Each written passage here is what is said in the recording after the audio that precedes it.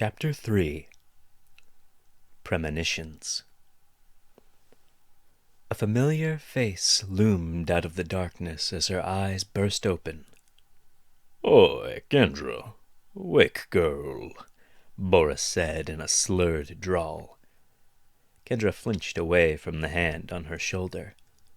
Her face stung where it still had feeling, and she turned away from the roaring fire, gulping down cold air.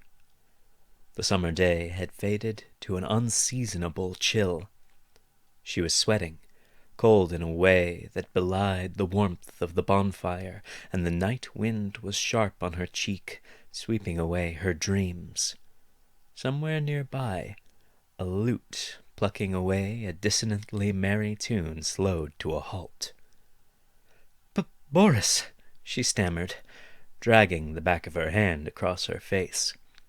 Her chin was a mess of drool and night sweats, and she looked away in embarrassment, twisting her mouth grotesquely. "What's going on?" He was visibly concerned, and behind him a few faces departed from the merrymaking to turn her way. Did I miss dinner?" she asked lightly, as her guts tensed with the prods of the gazes. Shaking his head ponderously, Boris sighed. "Not to fret, saved you summit." He did not turn back, merely cocking his head slightly over his shoulder. The gazes dropped, and the lull in the thrum of camp was banished. Boris clicked his tongue disapprovingly before returning his full attention to her. "You were making noises, lass, crying and clicking like." A stout stein was in his hand, and she could hear in his voice that it had not been his first. Still, his concern was obvious, words uncharacteristically delicate, like she was made of glass. She gritted her teeth. "I'm fine, Boris," she said, too firmly. "Just a dream." Boris lowered his head, kneading the back of his neck in chagrin. Kendra felt a pang and a lump in her throat, but she forced it down. "Come on now," she said cajolingly, marred only by a slight rasp, and lurched herself up to standing. "Don't tell me you ate everything." She laid fists on her hips, fixing him with a look that a blind man could see, and he relented. "All right, have it your way then," he rumbled. "Stew's gone, but—" He shuffled away and produced a plate hidden artfully out of view of the lumbering drunks. "Go take this to Thomas, then. He couldn't eat it all, his stomach being what it is." The offered plate held a lovely roast rabbit, lean and glistening by the light of the fire. Sprigs of rosemary were wrapped into the folds of the meat, the whole thing crisped handsomely. It looked something like heaven, and Kendra took it before any straggling watchers might lay eyes on it. "You're an angel, Boris," she whispered as she made her quick escape, slipping into darkness. He grunted blearily in her wake and stomped back to the keg. The music strummed on as the caravanners returned to their evening debauchery.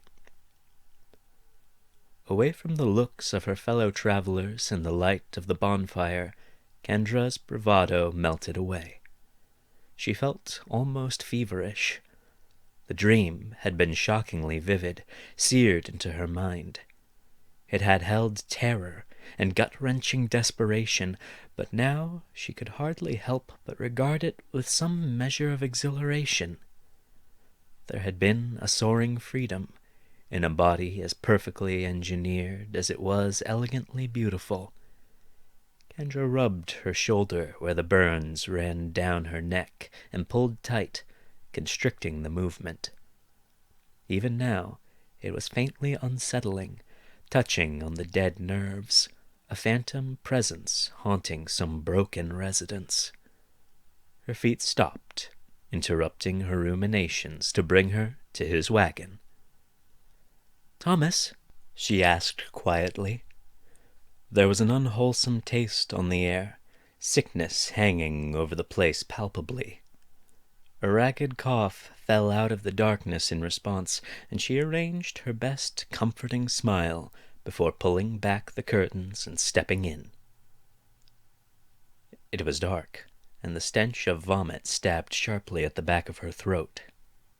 In that moment, she did not want to light the lantern and see, but shame guided her hand to the igniter. A flame flickered, and her heart sank into her stomach as she surveyed the scene.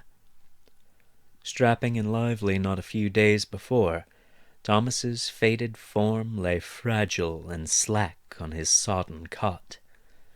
Pallid and shining slickly, even his vibrant ginger hair looked dull in the gloom of the wagon. Swallowing, she held her smile firm. "How are you tonight?" she asked falteringly, eyes stinging as she immediately regretted the question. He wheezed a laugh. "Been better?"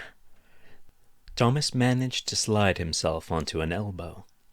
He was a large boy, taller than her by a head, not that you could tell now. Kendra sighed, gathering herself. "You look better today," she tried. He regarded her balefully, and she shrugged an apology. "Well, no. You look absolutely dreadful." They shared a small chuckle. "I did bring you something, though." With a flourish, she presented Boris's masterpiece. Thomas's eyes twinkled, signs of life in the husk. "Now, how in the hell did you—" He trailed off as Kendra lifted a hushing finger to her lips and winked. With great effort, he shook his head before slumping back to the cot.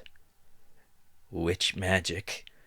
Guess you're in the right place after—" A cough racked through his body, and he stopped, shaking. Kendra swallowed the lump in her throat. "Maybe," she managed. She took a long breath, centering herself. In rare moments like these, she was grateful that her face was hard to read. "Now, are you going to eat, or am I going to have to turn you into a toad?" As the fit passed, Thomas eventually gave her a little shake of the head. "Thanks, Kendra, but—" With a wave, he gestured to a bucket of vomit in the corner. "Why don't you eat it and talk about it?" A wry grin that didn't touch his eyes twitched around the corners of his mouth. "Talk about anything." With a soft smile, Kendra nodded. Taking the trim, skewered meat in her hands, she inhaled deeply. "Boris can cook, no question. Beautifully seasoned, just barely charred, glistening." She spoke glibly, invoking a snobbish connoisseur. Then she took a bite and stopped cold. Heart pounding, Kendra briefly wondered if she ever again could eat lesser fare.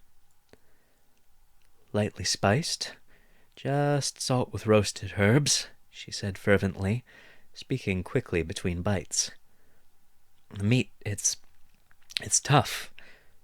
She spoke around a mouthful, suddenly ravenous. "Like it's still fighting you." Her teeth stripped flesh from bone, chunks of gristle following. "The hair was in its prime, but damn smart. Proud. Fast." She swallowed flesh in gulps, still hot, grease splattering her chin. "Been running for years. The top of its game. A master." Bones cracked as she gnawed at the marrow. "So beautiful. I was lucky to kill it." In hushed tones and in words that almost did not seem her own, Kendra spun an imagining of the hare's wanderings and leapings over dells and between undergrowth.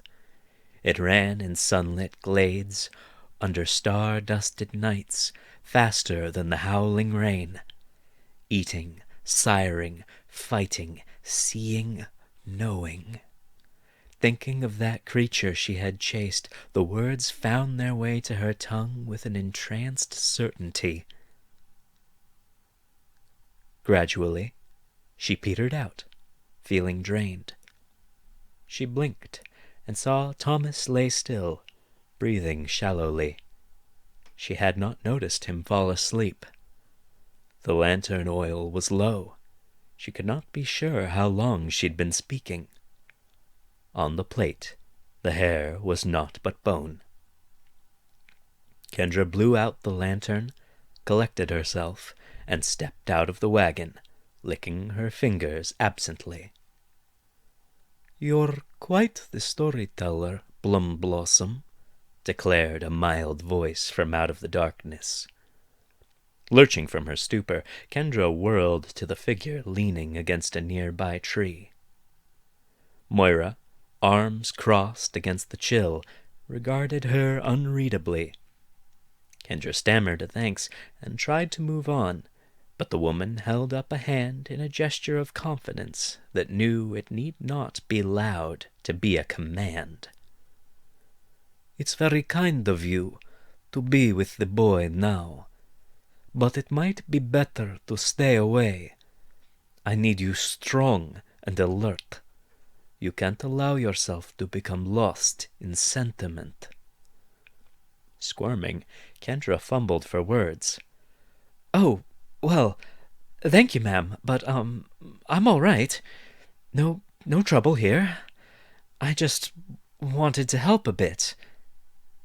It was uncomfortable to meet Moira's gaze. People always spoke of her strict, ironclad leadership, out of sorts with this strangely personal moment.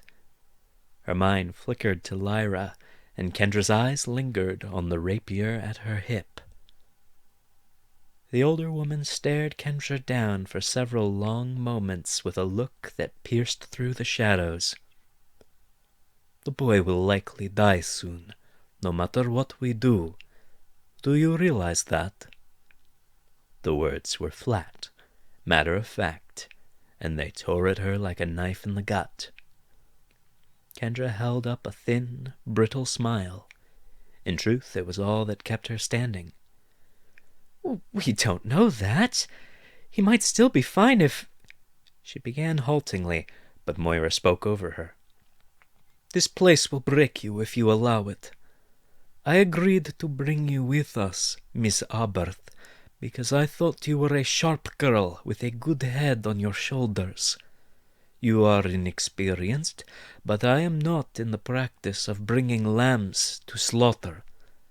I am sure you have potential, and that you could make something of yourself here. Please, do not prove me wrong, Plum Blossom."